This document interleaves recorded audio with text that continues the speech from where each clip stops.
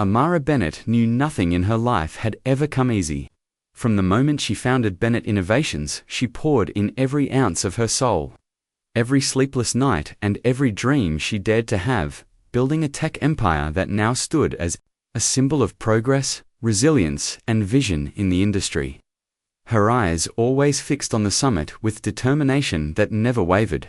But there was always one man in her way, Malik Cross, the CEO of Cross Technologies, who had built his empire alongside hers with a completely different approach. Amara thrived on bold, rapid innovation, charging into the future like a storm, while Malik was deliberate, methodical, and patient, building for the long game. It wasn't just his success that tested her. It was the way he played the game: strategic acquisitions, perfectly timed partnerships, even poaching her top talent when it suited him. Every move feeling personal, like he was trying to throw her off balance. Their rivalry was legendary, starting long before the boardrooms and billion-dollar deals. Back in college, where they fought for first place in every academic competition and never backed down. In the corporate arena, they became sworn adversaries, each determined to prove they were the best. But no matter how much they clashed, Amara couldn't shake the suspicion that there was more buried under the animosity. Though she would never admit it. Over the years, their battles grew sharper. Malik claimed a groundbreaking patent she'd been negotiating for months. And in retaliation, she launched a product that sent his company's stock tumbling in days. Each blow was returned with equal force, both of them locked in an endless cycle of one-upmanship. Then came the curveball: Harrison Duvall, a reclusive billionaire and kingmaker in the global tech industry, extended an invitation neither could ignore, proposing a partnership between their companies through an international distribution deal that could shatter market records. The catch was that they would have to work together. Harrison wanted them to spend an entire weekend at his private chalet in the Rocky Ridge Mountains to negotiate terms face-to-face. Just the two of them and him. No assistants, no distractions, no escape. The idea made Amara tense. She had never worked with Malik outside the battlefield of competition, and now she would have to share the same space for 3 days. Their private jet ride to the mountains began under a cloud of tension.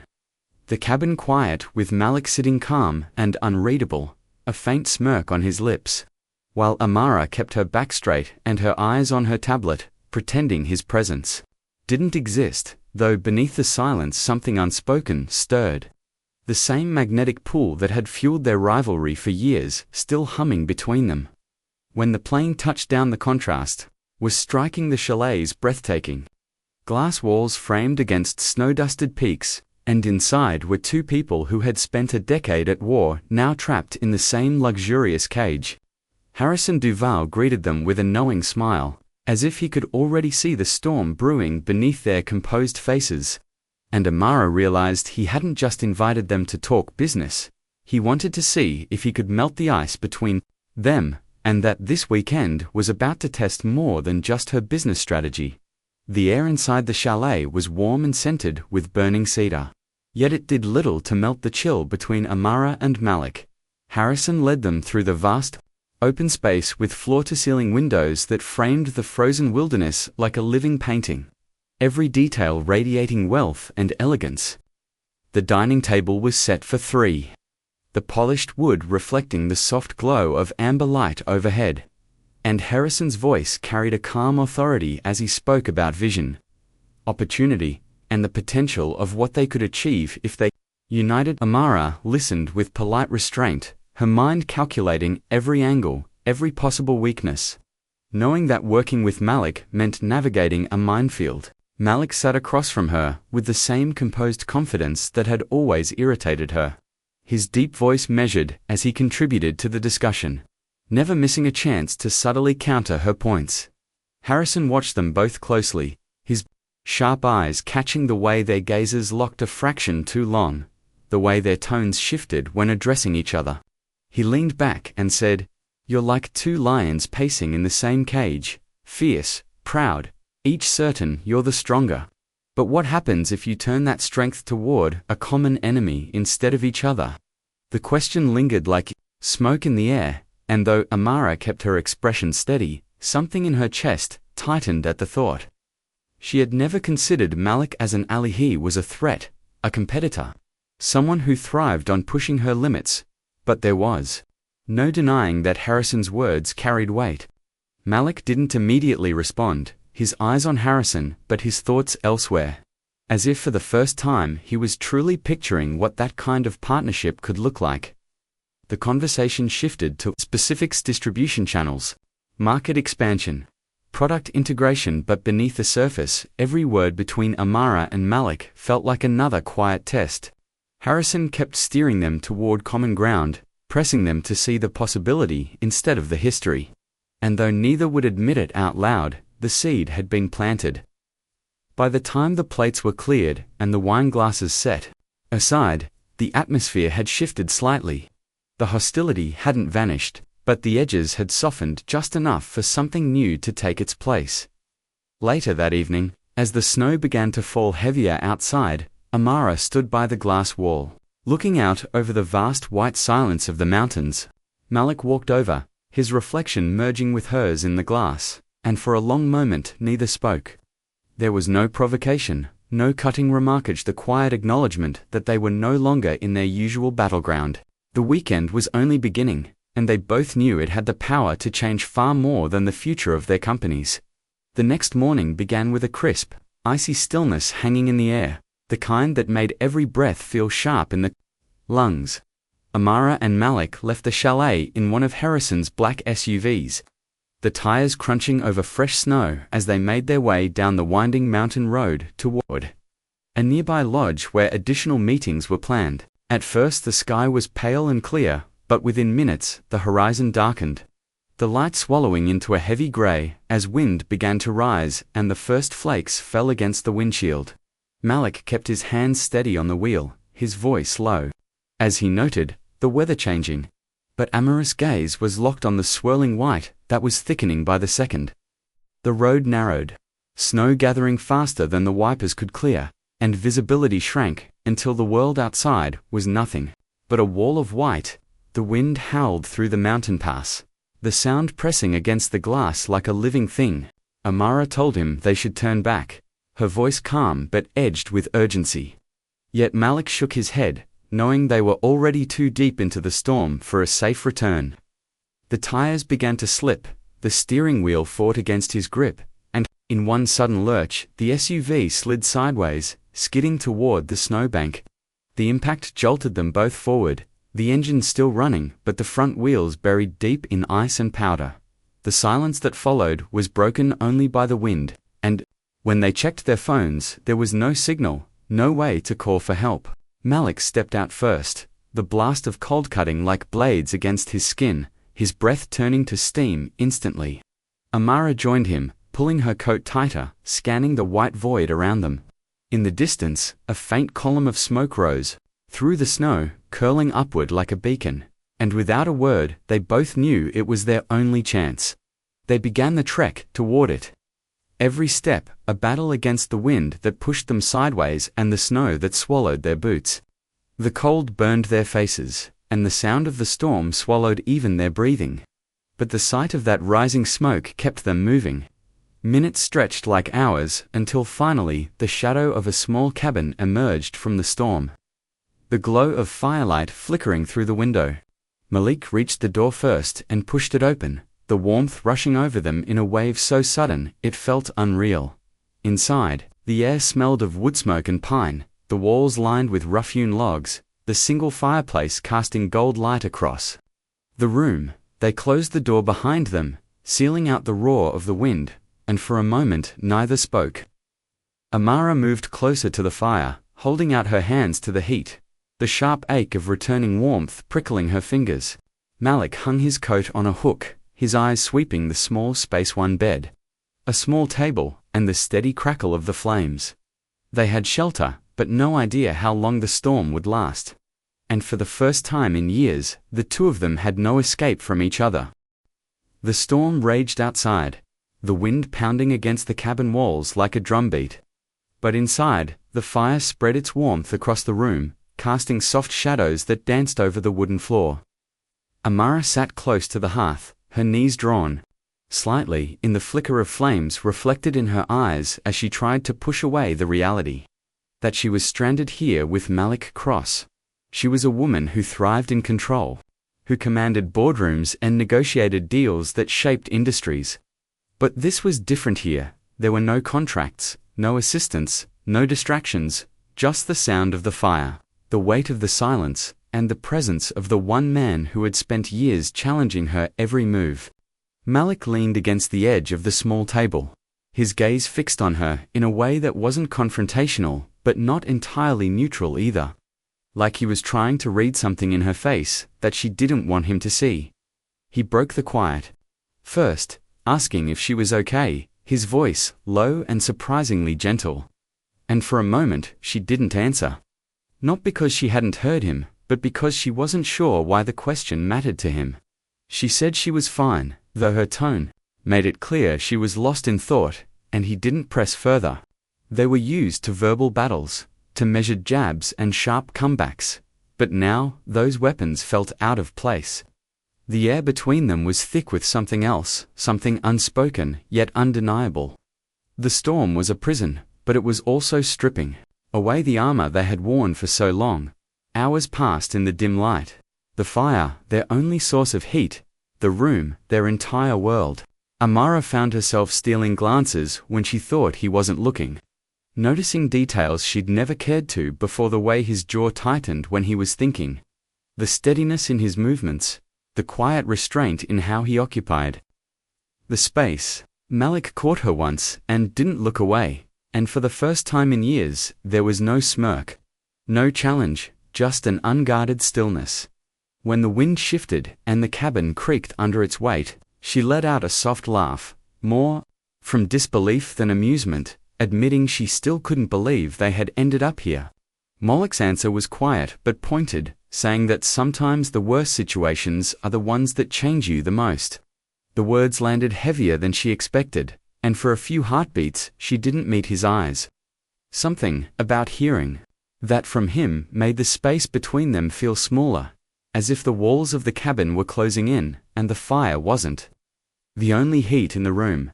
They didn't know how long they'd be trapped here, but for the first time, the real question wasn't about the storm outside, it was about what was building between them inside. Night settled over the mountains, the snow outside falling in thick, endless sheets, muting the world beyond the cabin walls. Inside, the fire burned low but steady, casting a warm amber glow that clung to every surface. Amara sat on the floor near the hearth, the blanket draped around her shoulders, heavy with the scent of smoke and pine, her thoughts tangled in a way she couldn't untangle. The rivalry, the years of tension, the sharp words and calculated moves, all of it felt like it belonged to a different lifetime, one that didn't fit in this small room with the wind howling outside. Malik sat just a few feet away, leaning forward with his forearms on his knees, his eyes fixed on her in a way that made her pulse pick up. He didn't speak, but the air between them was charged, every second stretching longer than it should. She asked without looking at him how they had gotten here. Not the storm or the snow, but here, in this moment, in this space where there was nowhere to hide.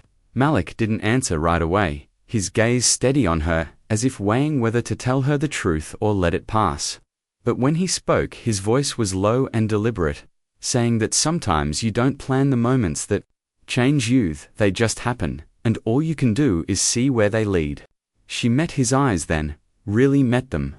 And there was no challenge in her stare this time, only a question she couldn't bring herself to speak. He moved closer, slow enough that she could have pulled away if she wanted to, but she didn't. The sound of the wind faded, the crackle of the fire seemed distant, and the only thing she was aware of was the space between them shrinking until there was none at all. His hand brushed her cheek, tentative at first, then steady. And before she could think about what it meant, her lips found his. The kiss was sharp at the start, almost impulsive, but it deepened quickly, the years of friction between them igniting into something hotter, something neither of them had the will to stop. The firelight flickered across their faces as the tension they had carried for so long shifted into desire. Every touch an admission they had never been willing to make. When they finally pulled back, her breathing was uneven, his eyes darker than she had ever seen them, and there was no going back. Whatever this was, it had crossed a line, and both of them knew it. Morning crept in, slow and pale, the light barely pushing through the frost-covered window, the fire in the hearth reduced to glowing embers. The storm had calmed just enough for the distant thump of helicopter blades to cut through the silence. A sound that pulled both Amara and Malik from the haze of the night before. They rose without speaking, the weight of what had happened between them still heavy in the air, each glance a reminder that something had shifted and could never shift back. The rescue team's voices carried through the wind as the helicopter landed nearby. Boots crunching over snow, instructions shouted over the roar of the blades.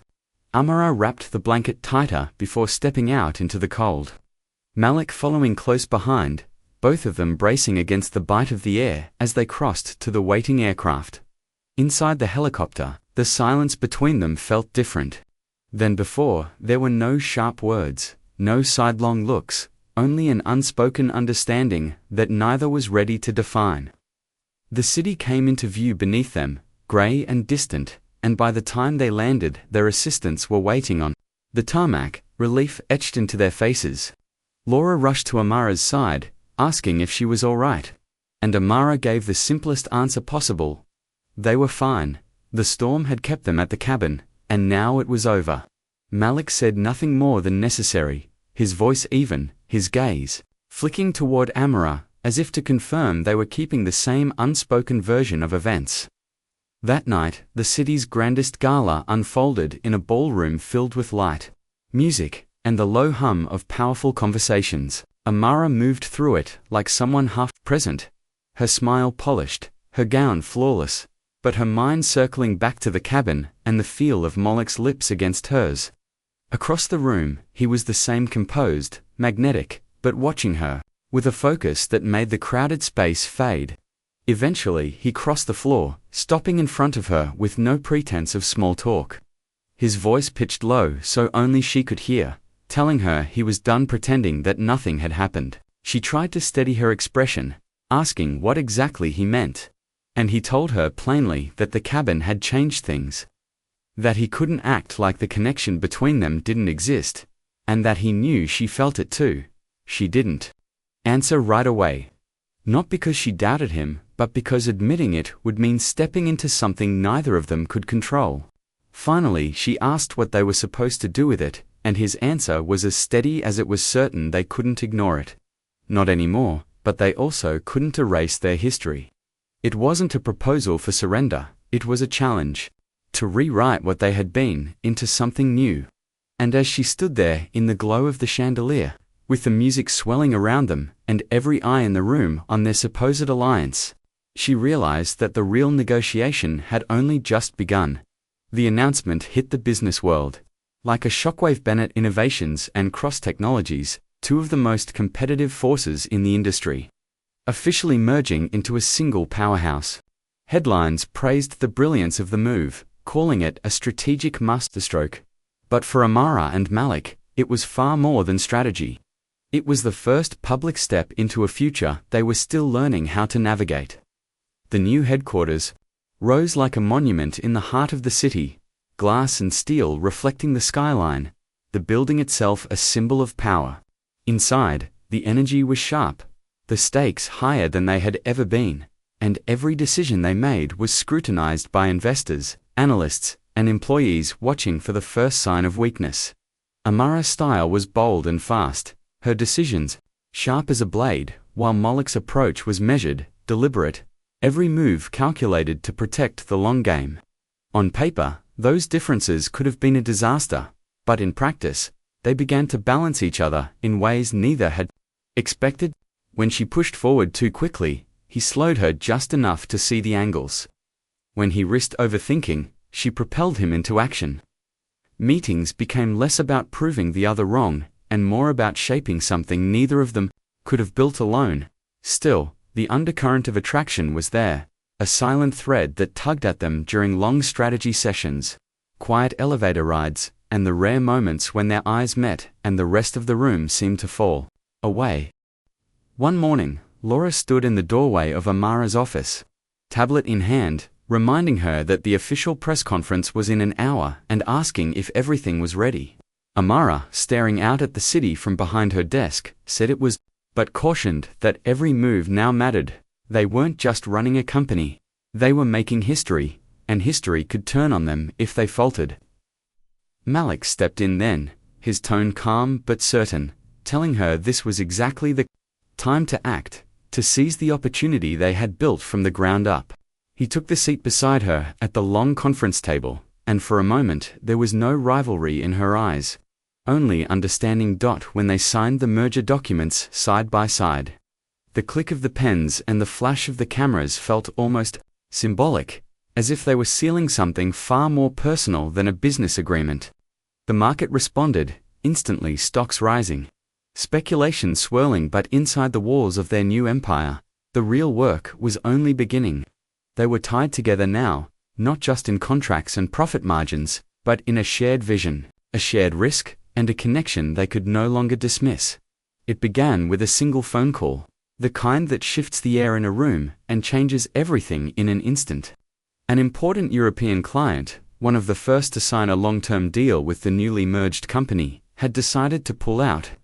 The reason wasn't a market shift or a competitor's offer, it was a buried clause from years ago, a remnant of a hard-edged tactic Malik had used against Amara back when they were still rivals. Back then, it was just another win in a long string of corporate battles. But now, with their companies united, it looked like sabotage from within. Word spread fast, investors reacted, and within hours their stock began to slide. Amara stood in the glass-walled conference room, the city stretching far below, as senior executives filed in with guarded expressions. She knew hesitation would kill them faster than the market itself, so when Malik entered and their eyes met, she didn't wait. She told the room they were here because the company was under threat, but that this failure would not define them. What would define them was how they responded now. She didn't sugarcoat that the problem had roots in the past, but she made it clear they would face it head-on and fix it together. Malik listened in silence before stepping forward, his voice steady as he admitted the clause was his doing, then promised to meet the client personally and rewrite the agreement in a way that left no room for doubt or mistrust. He didn't speak like a man defending himself. He spoke like a man determined to repair the damage, not just to the contract, but to her trust. Amara watched him, arms crossed, the professional in her weighing every word, while another part of her recognized the shift. This wasn't the Malik who had played to win at all costs. This was someone willing to carry the weight for both of them. The following morning he flew across the ocean. The meeting set in a sleek, minimalist office overlooking the skyline. Malik faced the client without pretense, telling them plainly that he had made a mistake in the past, that it did not reflect the company they had now, and that he intended to prove their partnership could be stronger than ever. The conversation was tense at first, but as he laid out the new terms, clearer, fairer, backed by concrete guarantees, the resistance began to fade. Back in the headquarters, Amara paced her office, every call an update tightening the coil in her chest until his voice finally came through, telling her simply, "It's done." The client had signed, the deal was saved, and the market would recover. Relief washed through her, but it wasn't just the company she felt had been steadied, it was them. Weeks passed, and the company not only recovered from the scare but emerged stronger, the crisis becoming proof to the market that Bennett innovations and cross-technologies could take a hit and still move forward. Inside the walls of their shared headquarters, Amara and Malik worked with a rhythm that surprised even them. Decisions came faster, compromises felt sharper, and their combined presence in the industry was no longer questioned. Yet, under the polished exterior of board meetings and press interviews, there was a shift neither could ignore. The storm, the cabin, the kiss, the crisis, they weren't separate events anymore. They were threads in the same story, one that had pulled them from enemies to something far more complicated. One evening, long after most of the staff had gone home, Amara sat in her office reviewing projections while the city lights glittered. Beyond the glass, Malik stepped in quietly. No papers in hand, No agenda, just him. He leaned against the edge of her desk, telling her they had done something rare. They'd taken a rivalry people thought would end in ruin and turned it into one of the strongest alliances in the industry. She looked at him, the weight of the past months in her gaze, and said she never would have believed it if anyone had told her at the start. He smiled faintly, reminding her that deep down they'd always known the other was the only one who could keep up. The silence between them was no longer heavy with things unsaid, it was charged with possibility. She didn't move, didn't break the moment, and neither did he. Whatever this was, it wasn't a truce, and it wasn't just a partnership. It was the beginning of something that didn't have rules yet, something they would have to build as carefully as they built their empire. As they left the office together, stepping out into the hum of the city night, Amara realized that for the first time, she wasn't looking at Malik Cross as the man standing in her way, she was looking at him as the man standing beside her. And she wasn't afraid of where that might lead.